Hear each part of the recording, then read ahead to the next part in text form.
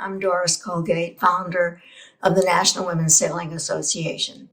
With the sponsorship of BoatUS, the Leadership in Women's Sailing Award was established. I applaud all the incredible women who work behind the scenes of NWSA to engage women in sailing, and all the Leadership in Women's Sailing honorees who continue to make their mark in encouraging more women to get into the sailing lifestyle and lead the rewarding life that we all so enjoy.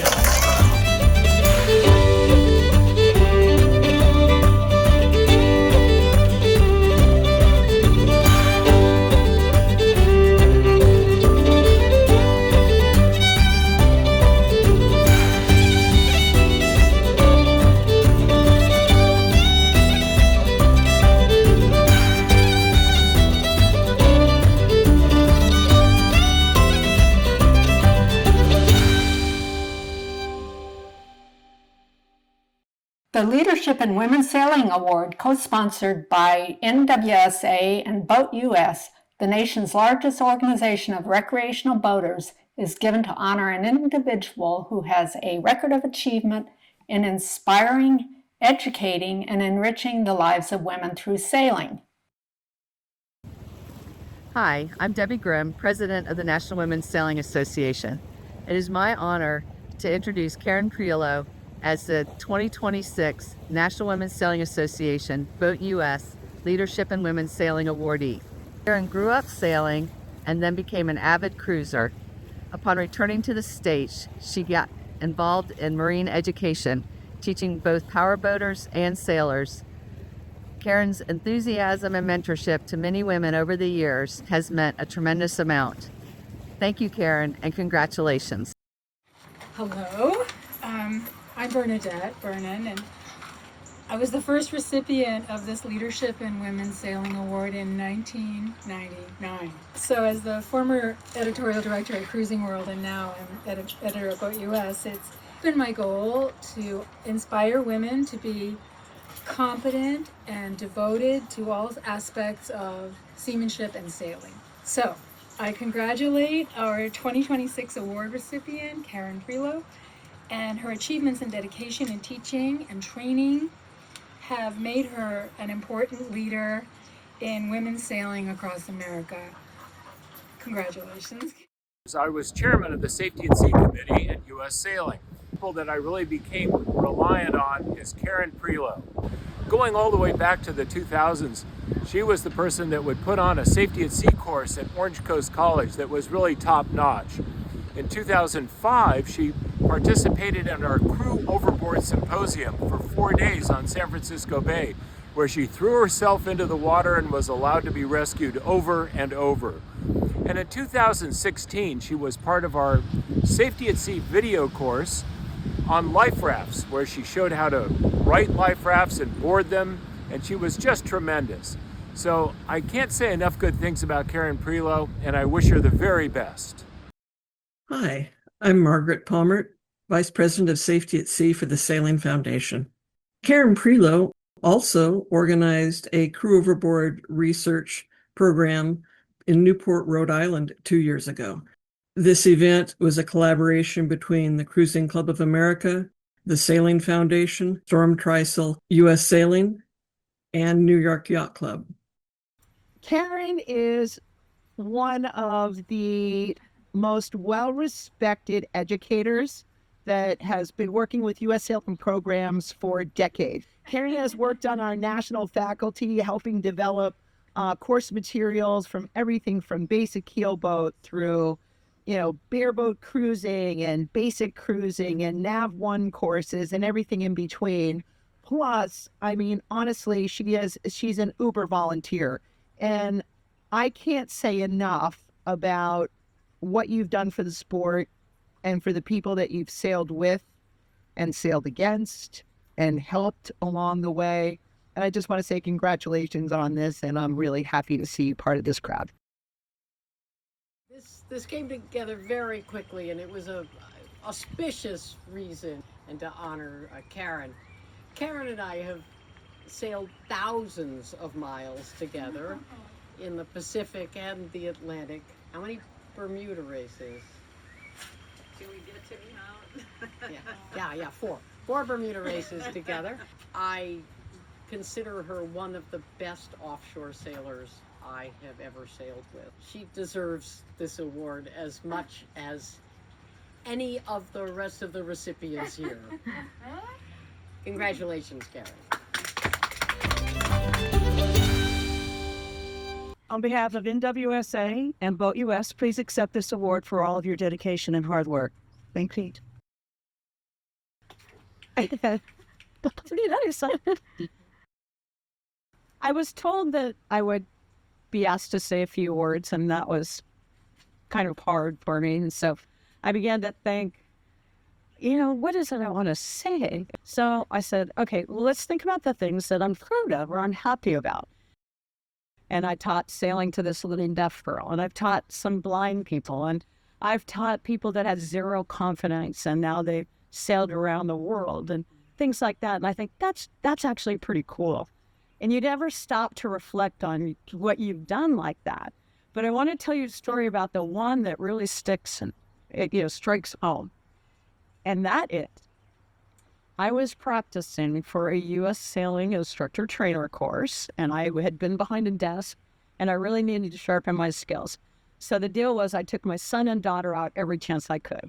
Now, my son, he likes to sail, and he'd go along with anything. He was 8 at the time. My daughter was 5. And my daughter was less enthusiastic, shall we say.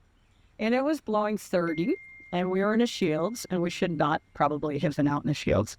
And it was flat water, and we got knocked over. So my daughter and son were down below the deck. They were in the cutting down there. And we got knocked over, and we took on water. And my daughter, who was 5 at the time, came flying up like a scalded cat and said, and I quote, "I don't know why you like this sport. It's cold, it's wet, people get sick, and you can't even go in that direction you want."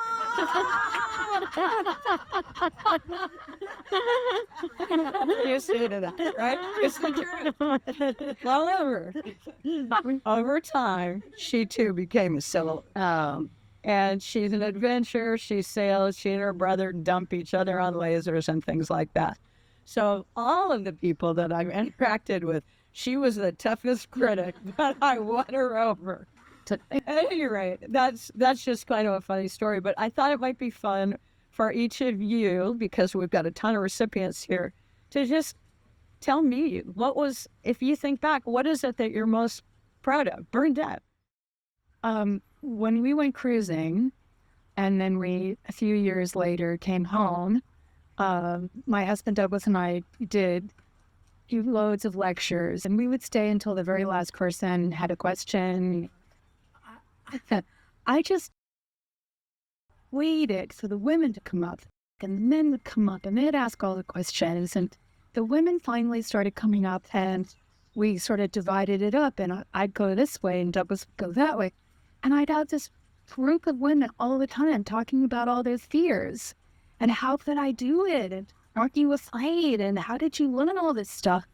And to me, I think of all the things we did, coming back and meeting people we didn't know and trying to inspire them about becoming good in their own right at sailing so they could have a good time and take their own friends out. That, to me, I think was one of the best parts of that 2-year period where we did a lot meeting new people in public, doing lectures, and it was all the women who wanted to talk, and they never had anyone to talk to. And then they talked to each other. And they usually were in yacht clubs, or they were in some kind of boating group, and then they kind of met each other, like, yeah, I want to learn more too, and maybe we should go take some boats out together. 20 plus years I spent coaching our U.S. Paralympic sailors, and seeing people with disabilities achieve things that were extraordinary. I was invited to go out to the Wowzer clinic for women out in Arizona. And we had the day of coaching on the water, which was 0 to 3, maybe, and trying to teach the girls how to jibe a spinnaker on, I don't know what I had, J29 or something of that nature. and they just didn't get it. And I said, don't make me come up on that foredeck on crutches. Don't make me do that. And of course I did. And I got myself up there, put my back to the mast, showed them how to jibe the spinnaker like 4 or 5 times in a row. And I realized that wasn't going to be enough. So chatted with them that night, made them come down to the dock early in the morning and had them jibing the pole at the dock because I knew we were going to have to do it on the water. And I was so impressed to see the dedication and the enthusiasm. It was just so nice to see them so enthusiastic and be able to put into practice what they had learned in super short order. And we had such a fun time. I was brought up in a sailing family. I don't remember learning how to sail, but I went to a junior program, and it was about even girls and boys. And then somewhere in the early teens, the girls all dropped out. I decided to sail offshore, and there were very, very few women on the boats, unless they were married to the owner. I'm just so happy that over the decades, not only have girls become young women in college sailing and are then holding on to that and wanting to be skippers, whether in team racing or cruising and buying their own boats. It is just, I'm so happy to have witnessed that transition. And it is because of organizations like National Women's Sailing Association that has given a lot of women that network, that community, to feel that they can do it. Tonight we celebrate not just a sailor, but a trailblazer, someone who has charted a course through uncharted waters and inspired countless others to follow in her wake. In a sport where the wind can change in an instant, she has shown unwavering determination. Where the seas test resolve, she has demonstrated extraordinary leadership. And where barriers once stood, she has not only mastered the art of reading the wind and waves, but the far more challenging art of lifting others up, mentoring the next generation, and showing young sailors everywhere that the helm is theirs to take. To you, Karen, may your sails always catch the wind, and may your compass always point north, and may your leadership continue to inspire women sailors for generations to come.